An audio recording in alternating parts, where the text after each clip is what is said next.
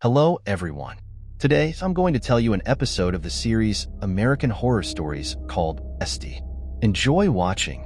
There is a theatrical production of William Shakespeare's Macbeth at Columbia School. But when teenagers drink liquid from the boiler, they suddenly feel sick. And now let's go back 3 months ago. Shelby is watching blogger Anorexia's dad wants to throw away her teddy bear, but the girl is against it. They had just moved to a new house in order to start a new life, since the girl's mother died of an illness and all that remained in her memory was her mug with the inscription, "The Best Teacher of the Year." Everyone at school is laughing and bullying Shelby. When one of her classmates is rude to her, she throws notes at her.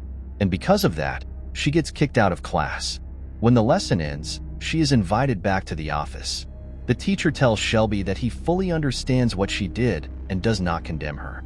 He also says that he knew her mother and that she was special, and since she's her daughter, then she's special too. He understands how hard it is for her now, after losing her mother. He had experienced something similar once. He and his wife tried for a long time to have a child, but he was stillborn, the umbilical cord wrapped around his neck. During dinner with her father, he offers to play her in a play.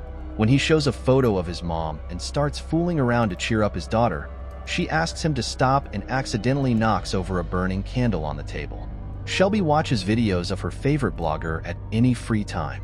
When she notices that only 2 people are watching the broadcast at the moment, one of the viewers starts writing to the chat and Shelby answers her. Then this girl says that since they both like anorexia, they are now friends and Shelby can call her at least every 5 minutes. And then he offers to talk to her via video chat. Shelby doesn't really want this, as she looks scary, but her interlocutor cheers her up, saying that she doesn't look good either, and asks Shelby not to judge her. The girls did get on the phone. They talk about various topics and laugh. Shelby asks the girl's real name, but she only says that real names suck and that it's better to come up with nicknames for each other. For example, Shelby will be Shelly Belly, and the second girl will be called a Bestie. She also compliments Shelby's teddy bear and says she really likes him. Then they talk about the musical Pippin. It turns out that they both really like it, and Shelby even played a role in it once. The girl regularly calls her friend. They talk and have fun. She even repeated the makeup of her favorite blogger. Her friend tells her that she is doing well and that it suits her very well. She suggests that she come to school the next day like this, but Shelby says that this is a bad idea, since she is afraid that she will be bullied even more. In response, her friend advises her to overcome her fear so that miracles can begin. Shelby does so, but decides to make up only her eyes, and thanks to this, she began to feel more confident. After the lesson, the teacher suggests that she take part in an audition for a theatrical production. She says she will think about it. In the evening, she tells her friend how well her day went. She even rebuffed her classmate, who occasionally bullied her. It turns out that the bestie also decided to take revenge on someone today, namely her father. She hid his wallet and he searched for it for a very long time. And then, she suggests Shelby do the same. The girl is afraid to do this, but her friend tells her to fight her fears. Shelby hid her mom's mug in the morning. Dad couldn't find it and asked his daughter to look for it, and he went to work. Then she tells her friend about everything, and she asks to break the mug, playing on the girl's emotions. Shelby breaks it up after all.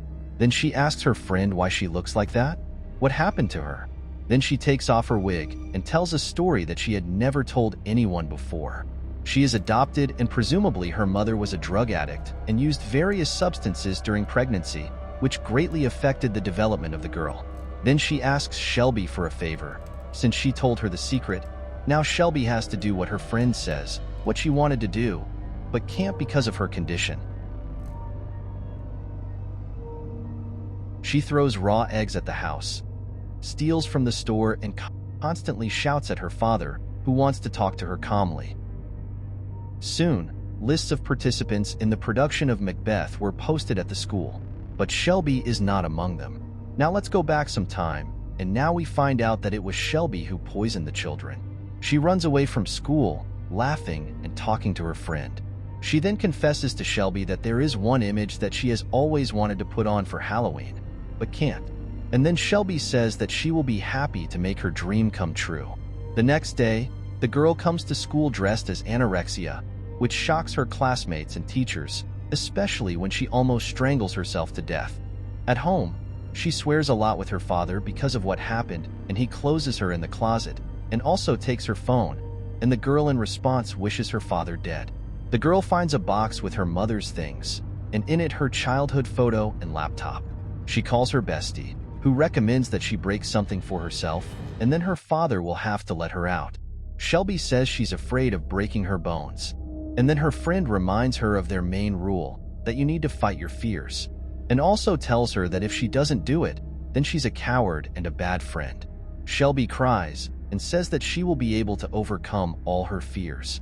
At this time, her father hears that the girl is talking to someone and starts asking her about it. Bestie tells Shelby to put her hand in the clamp and tighten it tightly. Shelby screams that she doesn't want to do that, but her friend is putting psychological pressure on her. Shelby takes a hammer and breaks her arm.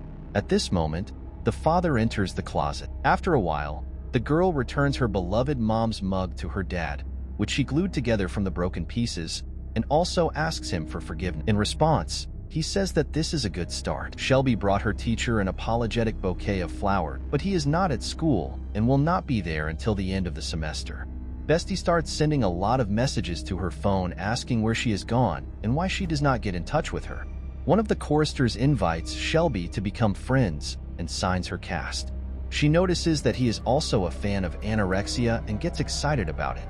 And when they say goodbye, he is called her girlfriend. The girl was greatly alarmed by this. Soon she receives a message from an unknown caller with the date and place of the meeting. Shelby goes where she was told. Her new friend River is waiting for her there and informs her that he knows that she was the one who poisoned the guys during the theatrical production of Macbeth. But he doesn't condemn her. On the contrary, he thinks it was very cool, because those guys deserved what happened to them. It turns out that he is disabled, and they bullied him all the time. He has ectopia of the heart. His heart is located outside, but as a child he went through many operations, as a result of which his heart was stuffed inside, but his rectum was pulled out. He offers her to walk to the nearest gas station, where the saleswoman is a drug addict, but she sells cigarettes to the guy. Shelby agrees, but soon she receives a message from her friend that if she ignores her, she will regret it very much. Shelby and River are having a great time together. Then Shelby comes with the guys from the choir to his teacher's house and performs a song for him as an apology. He goes back to work and rehearses the production with Shelby and the rest of the guys.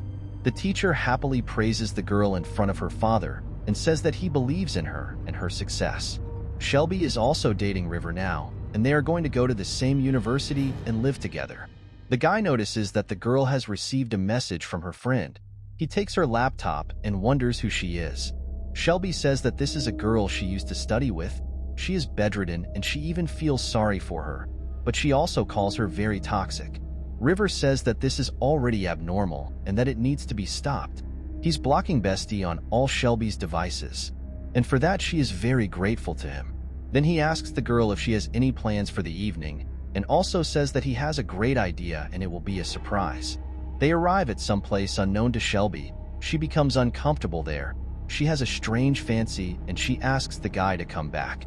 But River calms her down and says he just wants to show her something. They go inside one of the houses. The house looks very gloomy. They begin to examine him.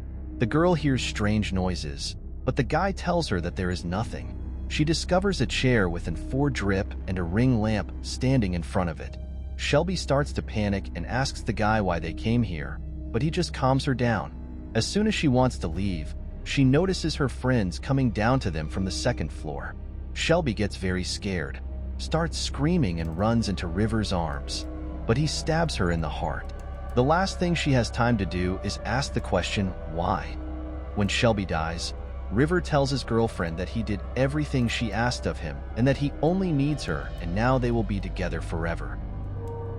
She calls him her best friend, and they go to the sea to meet the dawn. The end.